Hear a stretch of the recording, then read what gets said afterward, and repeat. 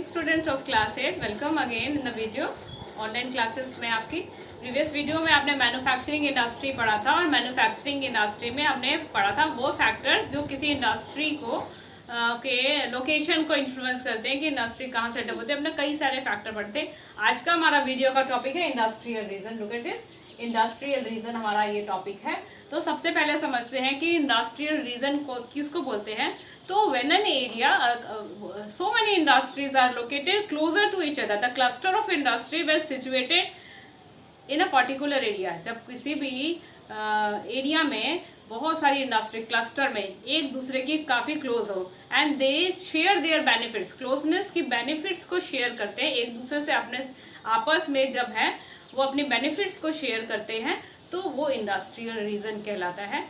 ये खासकर जनरली वैसे एरियाज में सेटअप होते हैं जहां पर टेम्परेट रीजन में जनरली सेटअप होते हैं, या they are setup generally near the sea ports, sea port के किनारे सेटअप होते हैं, जिससे वो अपने रॉ मटेरियल्स या अपने फिनिश प्रोडक्ट को एक कंट्री से दूसरी कंट्री इंपोर्ट एक्सपोर्ट कर सकेंगे।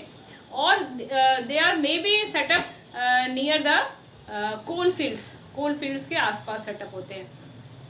And it is also setup जहां पर बहुत ज्यादा पॉपुलेटेड एरियाज हैं, जो पॉपुलेटेड टेम्परेट रीजन जो होता है जनरली पॉपुलेटेड रीजन होते हैं बिकॉज क्लाइमेट बहुत सुटेबल होता है, तो वहां पर सेटअप होते हैं। और जहां की मतलब जियोलॉजिकल कंडीशन भी अच्छी हो जहां की, और जहां की इकोनॉमिकल कंडीशन भी अच्छी होती है, तो वहां generally these industrial region are setup. और वर्ल्ड के कुछ मेजर इंडस्ट्रियल रीजन मैंने आपके इसके लिखे हैं, देखिए। The industrial major region of the world are eastern north America का ईस्टर्न पार्ट, इसके बाद है eastern and central Europe and eastern Asia. ये वर्ल्ड की मेजर इंडस्ट्रियल रीजन है जहां पर बहुत सारी इंडस्ट्रीज जो है वो सेटअप है। इसके अलावा जो हम देखते हैं इंडिया की इंडस्ट्रियल रीजन कौन से हैं, तो इंडिया की इंडस्ट्रियल रीजन है Hooghly region, Mumbai Pune region, Chota Nagpur region, Gurgaon Delhi Meerut region, Visakhapatnam, Guntur belt. इसके अलावा और भी हैं, मैंने सिर्फ आपको 5 यहाँ पर लिख के बताए हैं।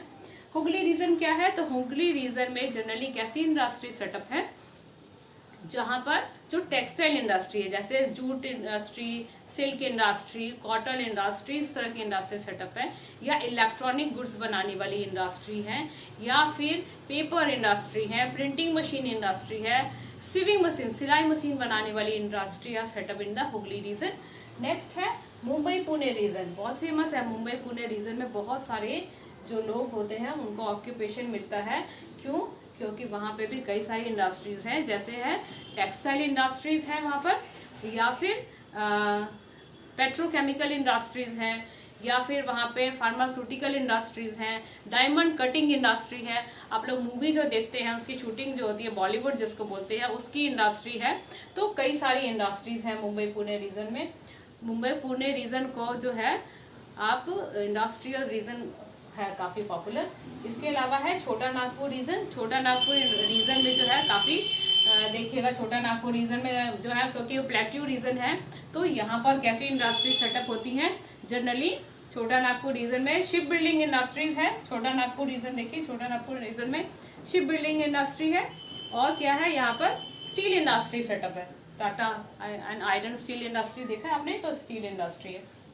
गुड़गांव दिल्ली मेरठ रीजन में, यानी यूपी और गुड़गांव और दिल्ली का जो एरिया है, देखिएगा बिहार के, अभी आपने हाल में सुना होगा कि बिहार के जो काफी सारे लोग हैं वो जाते हैं क्या पर ऑक्यूपेशन के लिए, बिहार को छोड़ के इस रीजन में ज्यादातर जाते हैं।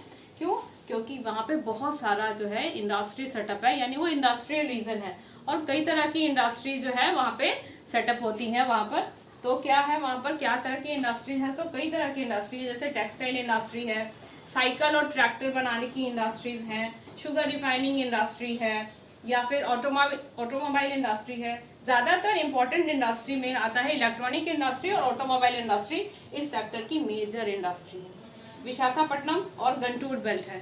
विशाखापट्टनम गंटूर बेल्ट में लोकोमोटिव इंडस्ट्री है, ऑटोमोबाइल इंडस्ट्री है, इलेक्ट्रिकल और इलेक्ट्रॉनिक गुड्स बनाने की इंडस्ट्री है, सीमेंट और फर्टिलाइजर बनाने की इंडस्ट्री है। तो ये इंडिया की ऐसी इंडस्ट्रियल रीजन है जहां पर काफी सारी इंडस्ट्रीज हैं जो कि कई तरह के कई सेक्टर की इंडस्ट्री को का प्रोडक्शन करती है। ठीक है, तो आगे हमारा नेक्स्ट टॉपिक हमारा इंडस्ट्रियल डेवलपमेंट है इन इंडिया। इंडिया का इंडस्ट्रियल डेवलपमेंट कैसे हुआ, तो क्या करना है, देखिए हमारे इंडिया में कि एंशियंट टाइम्स में क्या होता था कि जनरली लोग जो है प्राइमरी एक्टिविटीज करते थे। प्राइमरी एक्टिविटीज आपको पता है ना कि प्राइमरी एक्टिविटीज में जनरली लोग क्या करते थे कि एग्रीकल्चर करते थे, तो फूड उगाते थे। ज़्यादातर लोग जो थे वो फार्मर्स थे, तो ये प्राइमरी तरह की एक्टिविटी करते थे। और कॉटेज इंडस्ट्री थी जो पॉपुलर थी एंशियंट टाइम्स में। लेकिन 18th सेंचुरी के स्टार्टिंग के बाद क्या हुआ, नए टूल्स आ गए, नए इक्विपमेंट्स आए, नई मशीनरी का जैसे जैसे डेवलपमेंट हुआ तो आया इंडस्ट्रियल रिवोल्यूशन। 18th सेंचुरी में जब इंडस्ट्रियल रिवोल्यूशन आया उसके बाद यानी इंडस्ट्रीज के फील्ड में क्रांति आई, तो उसके बाद में काफ़ी डेवलपमेंट हुआ हमारे इंडिया में। इंडस्ट्रियल रीजन का काफ़ी डेवलपमेंट हुआ और उसके कई फैक्टर थे इंडस्ट्रियल डेवलपमेंट के, तो वो फैक्टर जो है वो मैंने लिखे हैं। देखिए, पहला फैक्टर था कि wide variety of raw materials, जो इंडस्ट्री में यूज होने वाला, यूटिलाइज होने वाला जो रॉ मटेरियल्स है वो इजीली जो है वो अब अवेलेबल होने लगा। चाहे वो एग्रो वेस्ट इंडस्ट्री थी या मिनरल्स बेस्ड इंडस्ट्री, सबको जो था इजीली जो है रॉ मटेरियल्स अवेलेबल होने लगा, जो इंडस्ट्री उसके कारण जो सेटअप होने लगी। नेक्स्ट है available of large deposit of coal. Fuel की जरूरत होती है इंडस्ट्री को, तो फ्यूल से इंडस्ट्री चलती है, तो क्या हुआ, ज्यादा माइनिंग होने लगी और हमारा जो कोल डिपॉजिट है उसमें माइनिंग हुई और कोल की जो जितनी नीड है वो फुलफिल होने लगी। तो उससे क्या हुआ, इंडस्ट्री में पावर सप्लाई जो है वो कंटिन्यू होने लगी और उससे भी इंडस्ट्रियल रिवोल्यूशन को एक सपोर्ट मिला।